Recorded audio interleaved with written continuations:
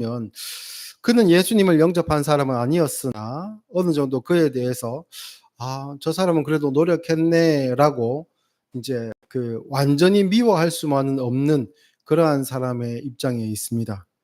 그런데 성경이 중요한 것은 이 성경을 통해서 그 사람을 판단하고 사람을 평가하기 위해서 있는 것이 아니라 구원을 위한 책이지요. 그래서 중요한 것은 그가 그런 헤아릴 만한 그런 상황이 여러 가지가 있다 할지라도 그가 구원에 이르렀는가, 그 하나님의 은혜를 입었는가 안 입었는가라는 잣대로 그를 볼 수 있어야 합니다. 결론적으로 말씀드리면 그의 인생의 마지막 순간을 저는 모릅니다. 어 성경에 기록되어 있지 않고 역사서에도 기록되어 있지 않기 때문입니다. 그러나 이 상황을 본다면 그 복음서에 기록된 그의 행적을 본다면 아마 그는 예수님을 영접하지 아니하고 인생을 마치지 않았겠나라는 그런 짐작을 해 봅니다. 오늘 말씀을 통해서 이 빌라도를 살피고, 그리고 빌라도가 예수님을 만날 때 그가 가졌던 입장과 예수님에 대한 이해, 그 반대편에 있는 예수님의 제자들은 어떠한가까지 두 부분으로 나누어서 오늘 말씀을 생각해 보고자 합니다. 빌라도는 어떻게 보면 특별해 보이는 사람일 수 있습니다만 사실은 예수님을 직간접적으로, 물론 지금은 다 간접적으로 경험한 사람들이죠. 간접적으로 예수님을 경험한 사람들, 먼저 믿은 사람들의 입을 통해 또는 매체를 통해서 예수님에 대한 소식을 들은 사람들 중에 두 부류로 이제 나눌 수가 있는데, 그 첫 번째는 나에게 과연 이 예수라는 존재가 도움이 되는가 안 되는가라고 생각하는 한 부류가 있고, 또 한 부류는 저분은 어떤 분이길래 저러한 삶을 사셨고 과연 저분의 마음은 나를 향해 있는가. 그러니까 첫 번째는 유불리를 따지는 것이고 두 번째는 관계를 맺는 것을 뜻합니다. 그래서 첫 번째, 복음이 전해졌으나 그것을 들었으나 예수님을 간접적으로 이제 만났으나 그는 예수님을 거부한 사람을 뜻하는 것이고, 두 번째는 어떤 상황에 있든지 간에 그가 예수님을 만나고 예수님을 경험하고 영접한 사람, 우리식으로 이야기하면 신자를 의미합니다. 그래서 이제 세상을 두 종류의 사람으로 나눈다면 신자와 비신자로 우리의 입장에서는 그렇게 나눌 수 있겠죠. 그래서 빌라도는 비신자의 대표적인 사람으로 이해하고 오늘 우리가 이 본문의 내용을 먼저 접근해 보도록 하겠습니다. 빌라도는 로마인이고 로마에서 유대를 다스리기 위해서 보낸 그러한 총독입니다. 공무원이죠. 그래서 이 공무원으로서의 빌라도가 인생의 목표를 삼는다고 하면 그가 바라는 것은 이 로마라는 나라에서 아주 먼 변방에 해당하고 별 볼 일 없어 보이는 이 유대의 총독에서 여기서 이제 어떻게 보면 성과를 잘 내 가지고 그다음 지위로 올라가는 것, 더 중앙 정부에 가까이 이제 들어가는 것, 이런 것들을 목표로 삼겠죠. 그렇다면 이 고위 공무원인 빌라도가 바라는 것은 이 유대의 총독으로 있는 동안에 잠잠한 것, 폭동이나 이런 것들이 일어나지 않고 그 로마에 대해서 반기를 드는 그런 세력이 일어나지 않고 잠잠하게 자기의 그 근무 일수를 채우고 거기서 좋은 평가를 받고 다른 위치로 옮겨가는 것이 그에게 있어서 가장 중요한 관심사였을 겁니다. 그런데 웬걸요, 이 유대라는 곳에 와 보니까 이 사람들은 굉장히 독특했습니다.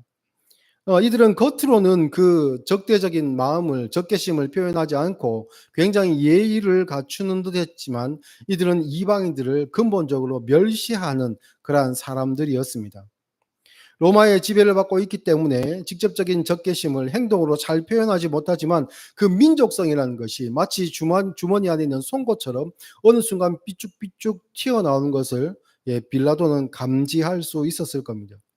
그런 이 변방에 있는 이 빌라도는 늘 긴장할 수밖에 없고 어떠한 문제가 생겼을 때 그것을 해결해야 되겠다는 강박에 사로잡혀 있는 그런 사람이었다라고 할 수 있습니다. 그런데 이 빌라도는 그러면 안정적인 것을 원하는데 그에게 두려운 것은 예상치 못하는 돌발적인 상황들을 그가 두려워했겠죠. 그래서 이제 이 빌라도 같은 경우에는 고위직에 있는 유대의 종교 지도자들은 어느 정도 컨트롤하면서 그와 이제 겉으로는 아주 이제 그 부드러운 관계를 잘 맺고 있었기 때문에 거기서는 문제가 없었습니다. 또한 그 종교 지도자들뿐만 아니라 헤롯 왕 또한, 로마에 의해 세워졌던 헤롯 또한 로마에 대해서는 우호적이고 빌라도와 좋은 관계를 맺으려고 했습니다. 이 헤롯이라는 사람은 조금 특이했는데요. 그는 에돔 사람이었기 때문에 어떻게 보면 유대인에게는 그 이방인에 속하고 멸시하는 사람이었음에도 불구하고 그는 유대인들에게 환심을 얻기 위해서 많은 정책들을 펼쳤습니다. 가장 대표적인 것이 헤롯 성전을 다시 건축해 가지고 이 성전을 아주 이제 유대인들이 보기에도 참 대단하다라고 느껴질 정도로, 마치 다윗과 솔로몬 시대에 지어졌던, 준비되고 지어졌던 그 성전도 이러하지 않았을까라고 짐작할 정도, 그 이상으로 헤롯은 국력을 이제 쏟아부어 가지고 성전을 재건하는 사업을 수십 년 동안 이어왔습니다. 그러니 유대인들도 이로 헤롯이라는 사람이 출신은 에돔 사람이지만 우리에게 우호적인 사람이고 이 우리나라가 다시 재건되는 것을 뒷받침해 줄 수 있는 사람일 것이다라고 생각했고요. 그리고 또 안으로는 유대인들을 그렇게 이제 잘 이렇게 품었으면 밖으로는 이 로마인인 지도자인 이 빌라도에게 아주 가까이 우호적인 그런 입장에 취하고 늘 그에게는 나는 로마에게 충성하는 사람이다 라는 그러한 의사를 늘 충성 맹세를 통해서 보여줬던 그러한 사람이었습니다.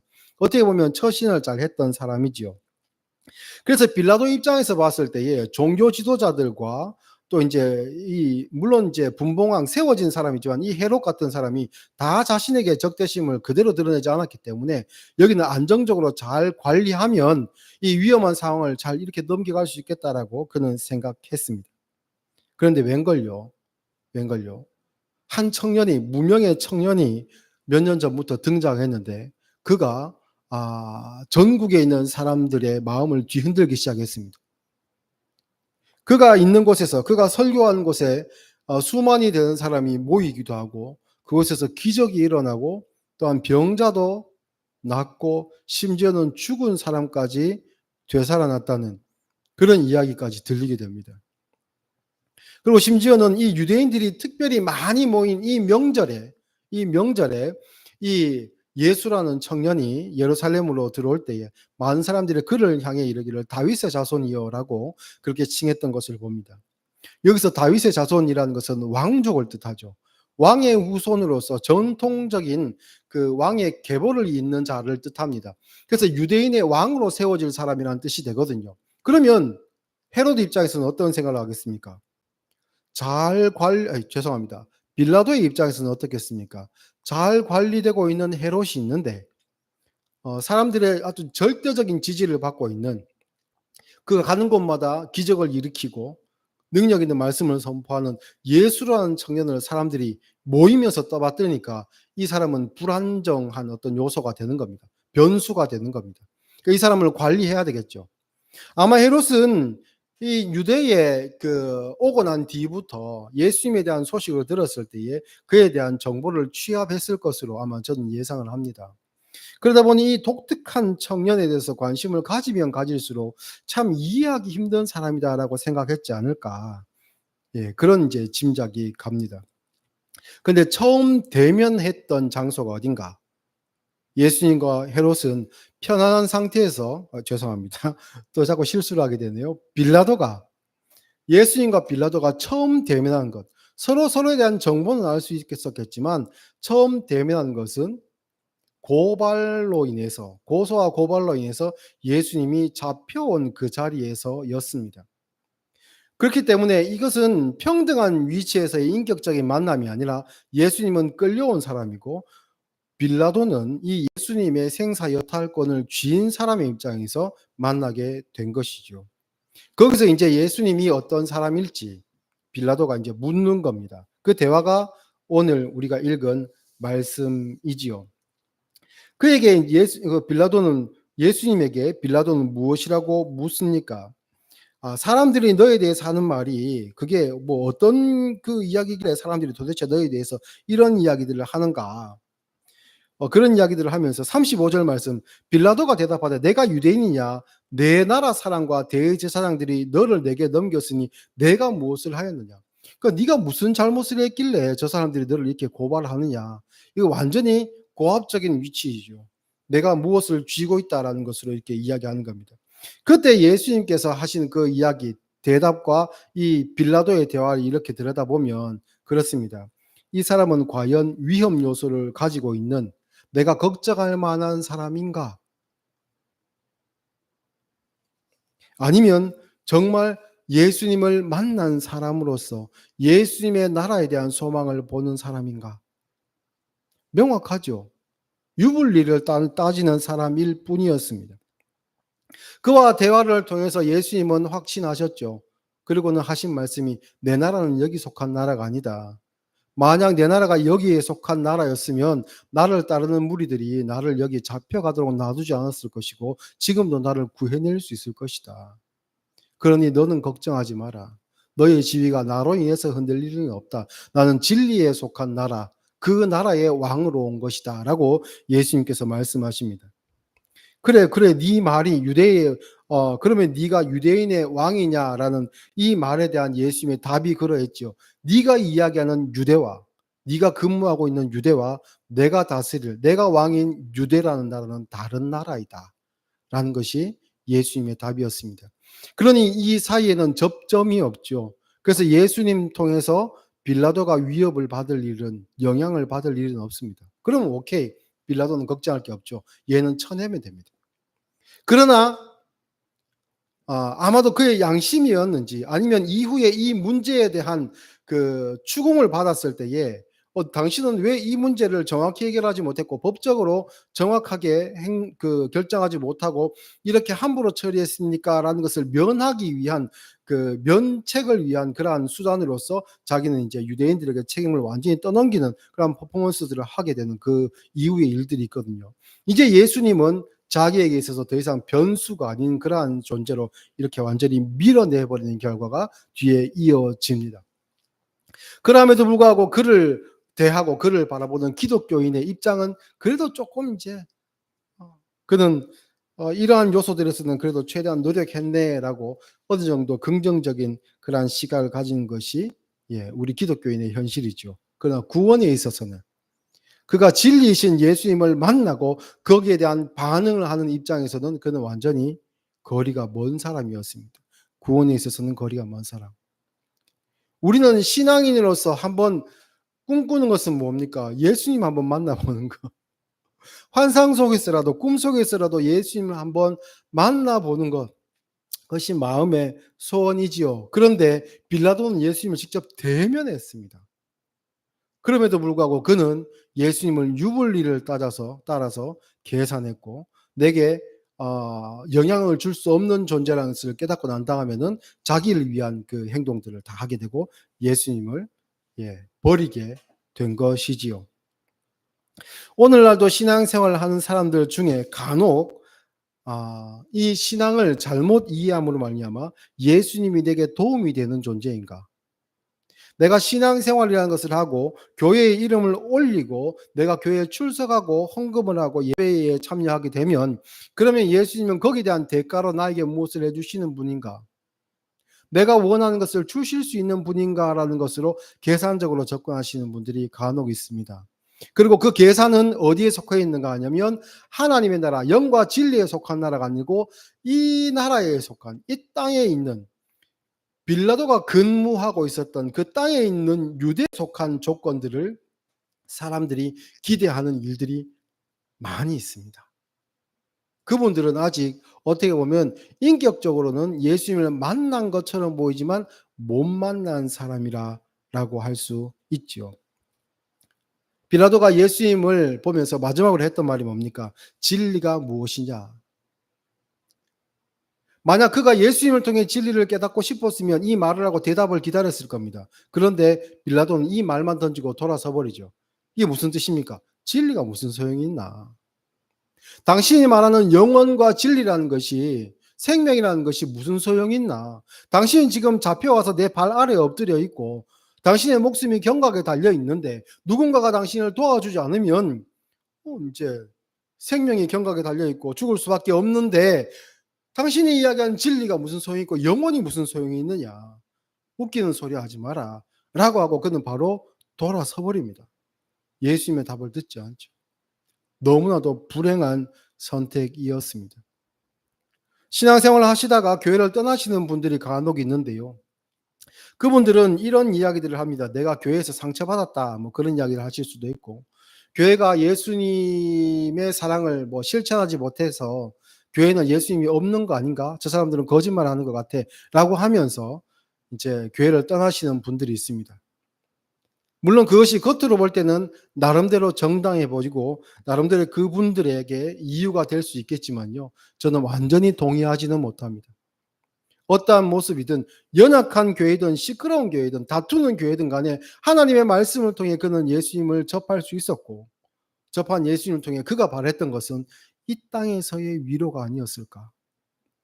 예수님이 말씀하시는 영원과 진리가 아니라 이 땅에서의 그런 조건들이 아닐까? 조금 더 세속적으로 이야기하면 내가 예수님께 이것을 구했는데 뭐 병이 났거나 물질의 복이나 뭐 자녀의 그 앞날의 그 형통케 됨이나 이런 것들을 하나님께 내가 두고 내가 작정해서 기도했는데 이것도 안 들어주시고 그러면 예수님 무슨 소용이 있어? 이렇게 세속적으로 이야기하고 떠나시는 분들도 물론 있겠지만 그것 아니라 할지라도 잘 포장되었고 핑계거리처럼 보인다 할지라도 그들이 예수님을 만났어도 떠나는 것을 볼 때 아마 그 마음 안에는 진리에 대해서 관심을 안 가지고 예수님을 보면서도 예수님이 왕이 되시는 그날을 보지 못한 그런 불행한 사람이 아니었나 그런 생각을 해보게 됩니다.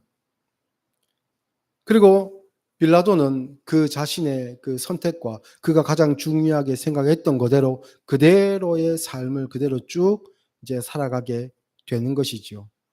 그래서 성경의 기준에서 보면 빌라도는 틀린 사람입니다. 잘못되었습니다. 그는 죄의 문제를 해결받지 못했고 그가 아무리 로마 시민권자이고 총독으로서 성공한 사람이라 할지라도 그 이후에 어떠한 높은 고위직에 올라갔다 할지라도 그는 이 땅에서의 짧은 시간으로 끝나버리는 그 세상에 발딛고 있었고 그 세상이 없어짐과 동시에 자신의 인생이 끝남과 동시에 그 모든 가치는 없어진 것이 되어버렸지요. 그런데요, 이 빌라도와 같지 않은 사람들이 있습니다. 18장 앞부분에 보면 한번 찾아보겠습니다. 18장 1절. 예수님을 잡기 위해서 사람들이 이제 찾아옵니다. 18장 1절부터 제가 쭉 읽겠습니다. 예수께서 이 말씀을 하시고 제자들과 함께 기드론 신 건너편으로 나가시니 그곳에 동산이 있는지라 제자들과 함께 들어가시니 죄송합니다. 좀 더 뒤로 넘어가겠습니다. 6절부터 예수께서 그들에게 내가 그니라 하실 때에 그들이 물러가서 땅에 엎드려지는지라 이에 다시 누구를 찾느냐고 물으신데 그들이 말하되 나사렛 예수라거늘 예수께서 대답하시되 너희에게 내가 그니라 하였으니 나를 찾거든 이 사람들이 간 것을 용납하라 하시니 이는 아버지께서 내게 주신 자 중에서 하나도 잃지 아니하였사옵나이다 하신 말씀을 응하게 하려 함이로라. 그러니까 이게 무슨 말이냐면 예수님이 잡히시는 그 순간인데요. 예수님께서 자기를 잡아가는 사람들에게 당부하십니다. 이들은 놓아주라. 나만 데려가지 말고 이들은 놓아주라. 도망가는 것을 이제 허용해 주라라는 그러한 뜻입니다. 예수님의 그 말씀이 떨어지고 예수님이 잡히시고 제자들은 예수님을 이제 떠나서 다 도망가게 되죠. 그들은 잘한 행동입니까?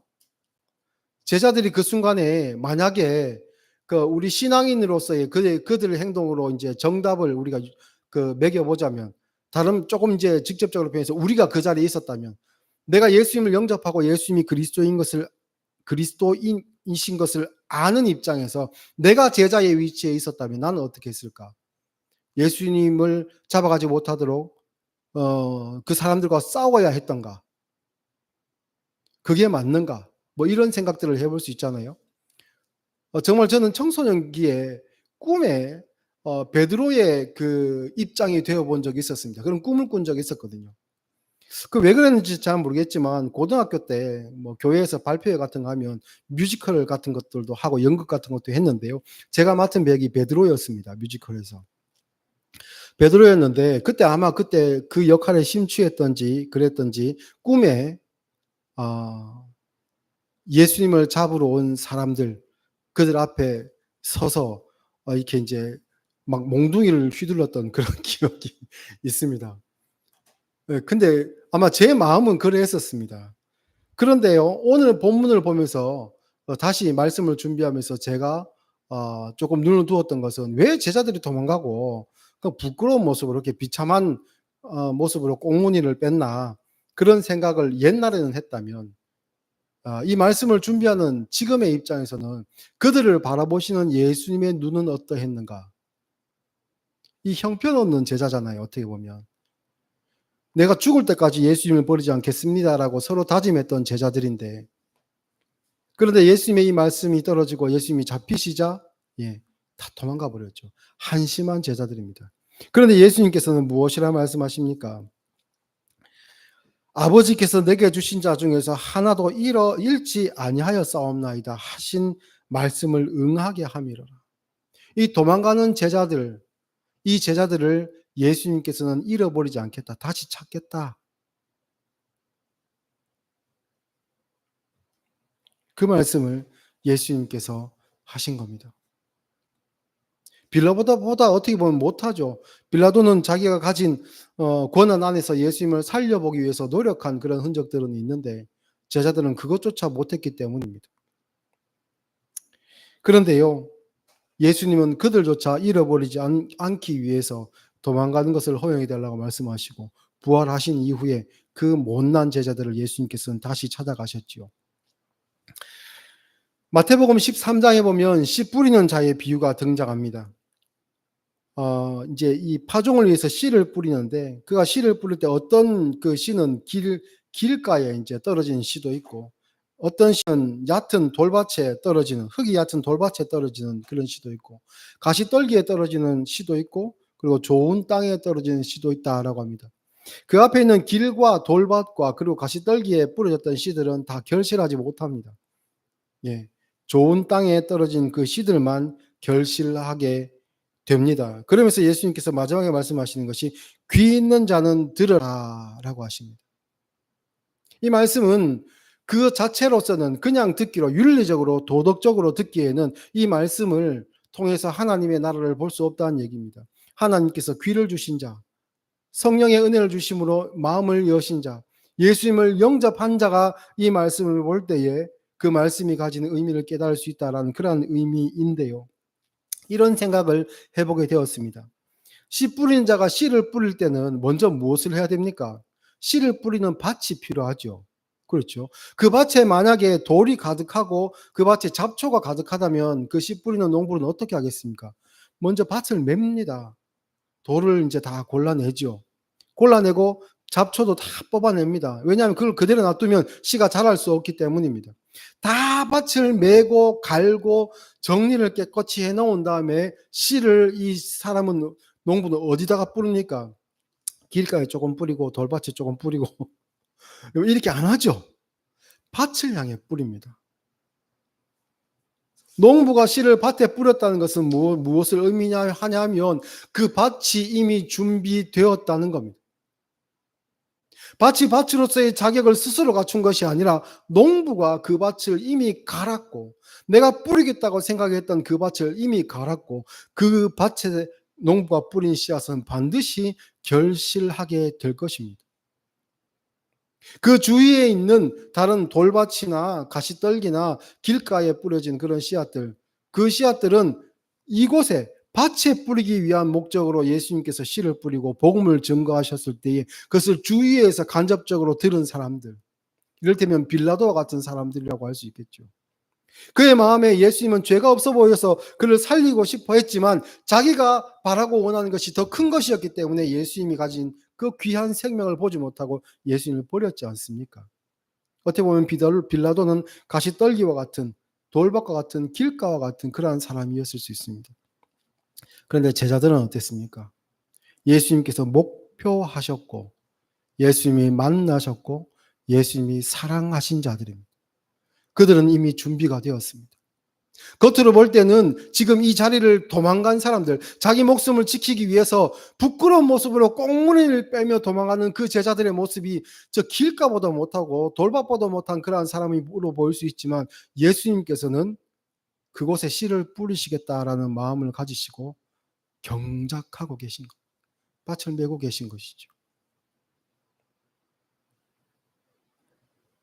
어떻게 보면 길가가 더 넓어 보일 수도 있고, 그리고 돌밭이 물과 더 가까울 수도 있고, 가시떨기가 더 비옥해 보일 수 있습니다.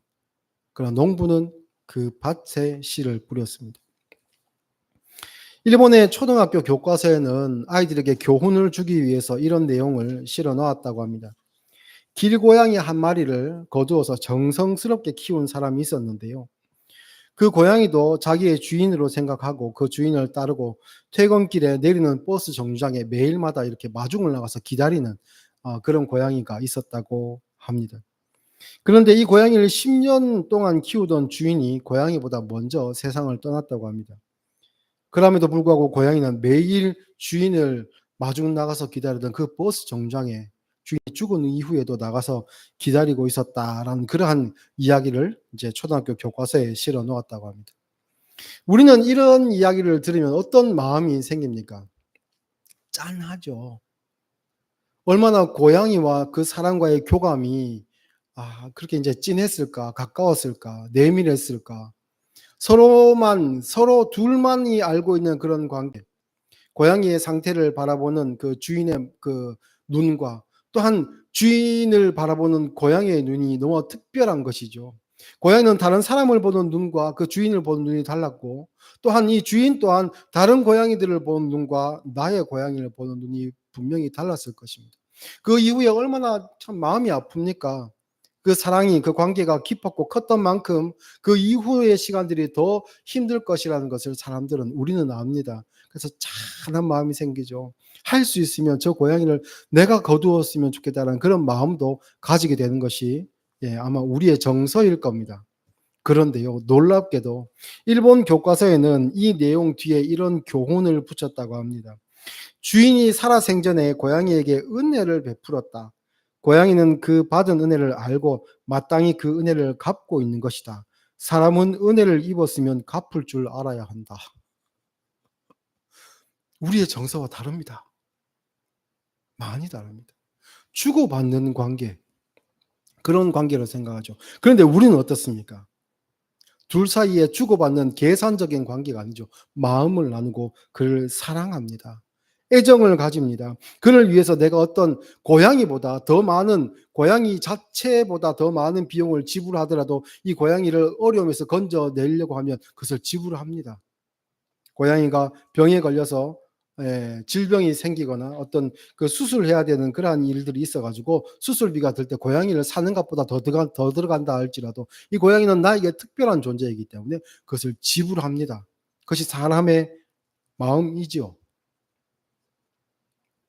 관계가 중요하고 서로에게 서로가 특별하기 때문입니다.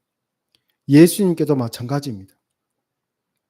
세상적으로 보면 제자들을 통해서 얻는 그 이득보다 빌라도와 좋은 관계를 맺어가지고 예수님께서 이 어려움을 인간적으로 생각할 때 벗어나실 수 있는 것이 더 계산적으로는 맞죠. 그런데 예수님의 눈은 어디를 향해 있습니까? 자신이 사랑하시고 택하신 그 제자들에게 향해 있습니다. 그리고 그들에게 씨를 뿌리시고 그 뿌리신 씨가 있다는 것은 그들을 이미 경작하셨다는 뜻입니다. 마찬가지로 저와 여러분이 이 자리에 있습니다. 우리가 생각할 때는 예수님께서 나에게 생명의 복음의 씨앗을 뿌리셨는데 내가 좀 결실하지 못하는 것은 아닌가라고 생각할 수도 있습니다. 그래서 혹시 내가 가시밭과 같은 사람은 아닐까? 내가 흙이 얇은 돌밭과 같은 사람은 아닐까라고 생각하실 수 있는데요. 걱정하지 마십시오. 여러분들이 이곳에 계신 것은 여러분이 좋은 밭이라는 의미입니다. 예수님께서 여러분을 바라보고 계시고 특별하게 생각하고 계시고 우리 또한 우리를 바라보고 계시는 예수님의 눈과 같이 예수님을 바라보기를 원하고 계십니다. 훌륭하지만 빌라도와 같은 사람보다 연약하지만 제자들과 같은 사람을 예수님이 사랑하신다는 사실을 꼭 기억하시고 내가 하나님께 사랑받은 사람이다라는 것을 언제나 잊지 않고 그렇게 살아가실 수 있는 우리 모두가 되었으면 좋겠습니다. 기도하겠습니다.